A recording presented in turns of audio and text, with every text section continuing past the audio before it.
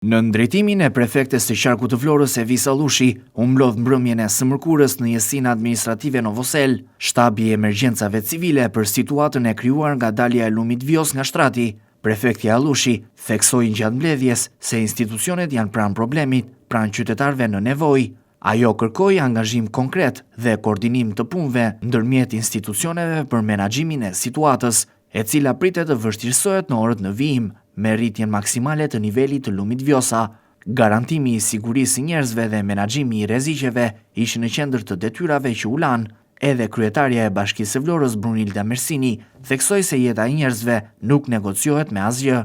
Jeta e njerëzve nuk negociohet me asgjë, kështu që duhet edhe në kujdesin tuaj, zonja prefekte, duhet të inicioj gjithë kjo procedura e largimit të këtyre shtëpive që janë rreth zonës ku nuk duhet të jenë. Dhe në inspektimin fizik, ata janë gati 20 metra nga këmba e urës. Në kohë rekord kemi monitoruar gjithë kunetat dhe pusetat dhe për një kohë gati 4 vezit kemi hapur mbi 95 puseta dhe kuneta që kanë qenë totalisht jashtë funksionit. Edhe kjo mundet të ketë ndryshuar. Kanali Naunkus ka përfunduar gati 90% e pastrimit, ka filluar pastrimi i kanalit të urave të larta në ditët e fundit të dhjetorit. Pompat e hidrovorit absolutisht janë në funksion të plot dhe është lidhur kontrata për rehabilitimin e gjithë hidrovorit. Dhe shpresoj gjitha këto masa të ndalojmë shumë situatën që kemi pasur në përmbytjet në Vlorë.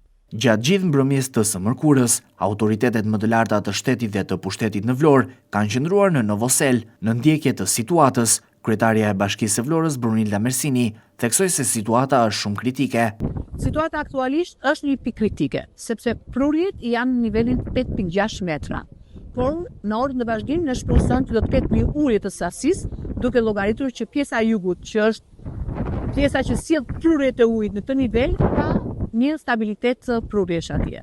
Dhe kjo do të pasqyrohet gati në një ark për 12 orësh. Kemi një zonë risku 6 familje që në rast se do të kaloj kjo pikë më shumë se 8.6 do të evakuohen, por deri tash janë 13 familje të cilat kanë qenë të gatshme të largohen nga zona që mund të paraqiste risk në mënyrë që mos i evakuonin në një situatë më emergjente. Edhe drejtori i policisë së qarkut të Vlorës Elidon Çela thekson gatishmërinë maksimale të uniformave blu.